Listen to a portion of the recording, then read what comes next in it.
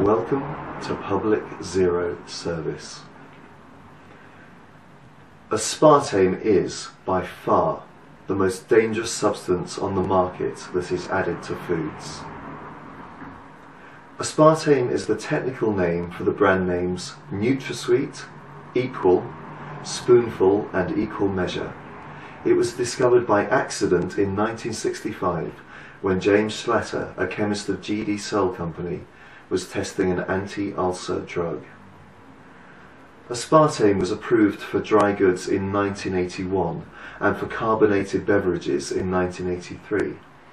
It was originally approved for dry goods on July the 26th, 1974, but objections filed by neuroscience researcher Dr. John W. Olney and consumer attorney James Turner in August 1974, as well as investigations of GD Cell's research practices, caused the US Food and Drug Administration, or FDA, to put approval of aspartame on hold. However, in 1985, Monsanto purchased GD Cell and made Cell Pharmaceuticals and the NutraSweet company separate subsidiaries. Aspartame accounts for over 75% of the adverse reactions to food additives reported to the FDA. Many of these reactions are very serious, including seizures and death. A few of the 90 different documented systems listed in the report as being caused by aspartame include headaches, migraines, dizziness, seizures, nausea, numbness, muscle spasms, weight gain, rashes, depression, fatigue, irritability, tachycardia, insomnia, vision problems, hearing loss, heart palpitations, breathing difficulties, anxiety attacks, slurred speech, loss of taste, tinnitus, vertigo, memory loss, and joint pain. According to researchers and physicians studying the adverse effects of aspartame, the following chronic illnesses can be triggered or worsened by ingesting aspartame: brain tumours, multiple sclerosis, epilepsy, chronic fatigue syndrome, Parkinson's disease, Alzheimer's, mental retardation, lymphoma, birth defects, fibromyalgia, and diabetes. Aspartame is made up of three chemicals: aspartic acid, phenylalanine, and methanol. The book Prescription for Nutritional Healing by James and Phyllis Balch lists aspartame under the category of chemical poison. As you shall see, that is exactly what it is. What is aspartame made of? 40% of aspartame is aspartic acid. Dr. Russell Blaylock, a professor of neurosurgery at the Medical University of Mississippi, recently published a book thoroughly detailing the damage that is caused by the ingestion of excessive aspartic acid.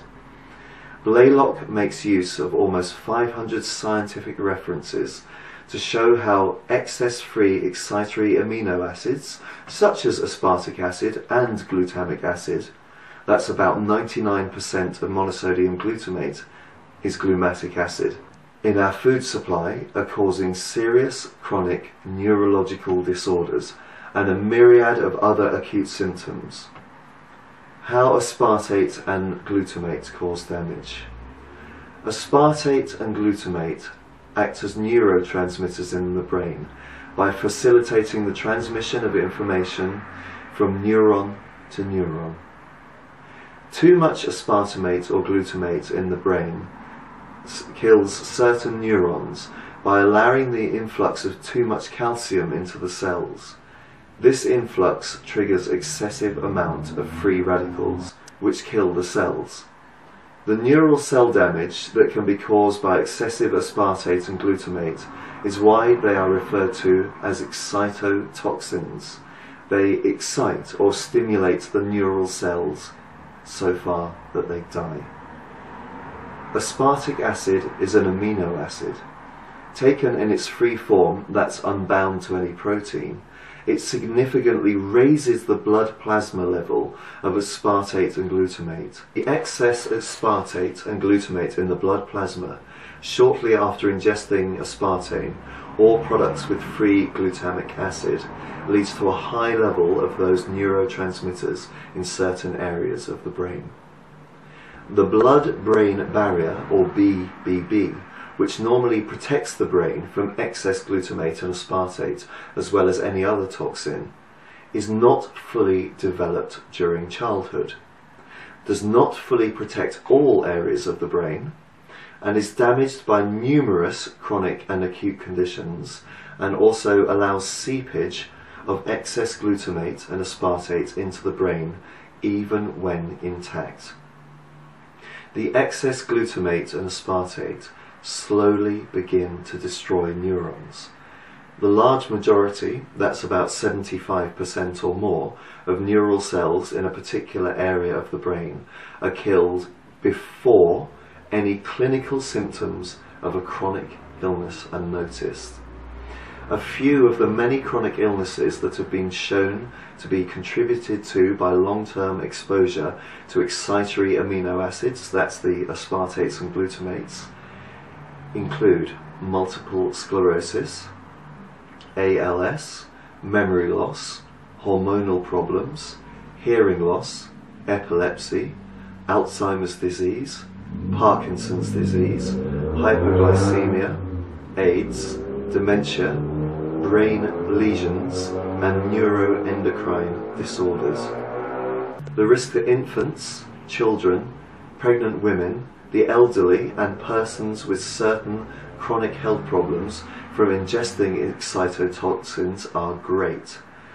Even the Federation of American Societies for Experimental Biology, FASAB, which usually understates problems and mimics the FDA party line, recently stated in a review that it is prudent to avoid the use of dietary supplements of L-glutamic acid by pregnant women, infants and children.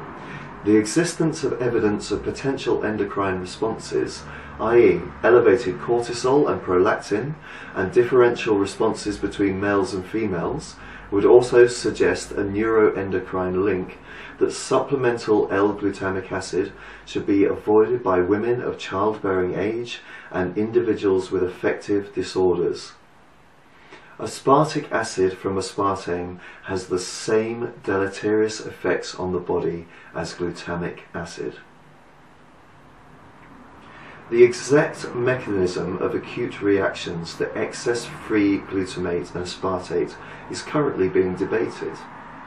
As reported to the FDA, those reactions include headaches, migraines, nausea, abdominal pains, fatigue, sleep problems, vision problems, anxiety attacks, depression, asthma, and chest tightness. One common complaint of persons suffering from the effect of aspartame is memory loss. Ironically, in 1987, G.D. Searle, that's the manufacturer of aspartame, undertook a search for a drug to combat memory loss caused by excitatory amino acid damage. Blaylock is one of many scientists and physicians who are concerned about excitatory amino acid damage caused by ingestion of aspartame and monosodium glutamate. A few of the many experts who have spoken out against the damage being caused by aspartate and glutamate include Adrienne Samuels, PhD, an experimental psychologist specializing in research design. Another is Olney, a professor in the Department of Psychiatry, School of Medicine, Washington University, a neuroscientist and researcher, and one of the world's foremost authorities on excitotoxins. He actually informed Searle in 1971 that aspartic acid caused holes in the brains of mice. Phenylalanine, that's 50% of the makeup of aspartame. A phenylalanine is an amino acid normally found in the brain. Persons with a genetic disorder phenylketonuria, or PKU, cannot metabolize phenylalanine. This leads to dangerously high level of phenylalanine in the brain, sometimes lethal. It has been shown that ingesting aspartame, especially along with carbohydrates, can lead to excess levels of phenylalanine in the brain even in persons who do not have phenylketonuria. This is not just a theory, as many people who have eaten large amounts of aspartame over a long period of time and do not have PKU have been shown to have excessive levels of phenylalanine in the blood. Excessive levels of phenylalanine in the brain can cause the levels of serotonin in the brain to decrease, leading to emotional disorders such as depression. It was shown in human testing that phenylalanine levels of the blood were increased significantly in human subjects who chronically used aspartame. Even a single use of aspartame raised the blood phenylalanine levels. In his testimony before the US Congress, Dr. Louis J. Alsace showed that high blood phenylalanine can be concentrated in parts of the brain and is especially dangerous for infants and fetuses. He also showed that phenylalanine is metabolized much more efficiently by rodents than by humans.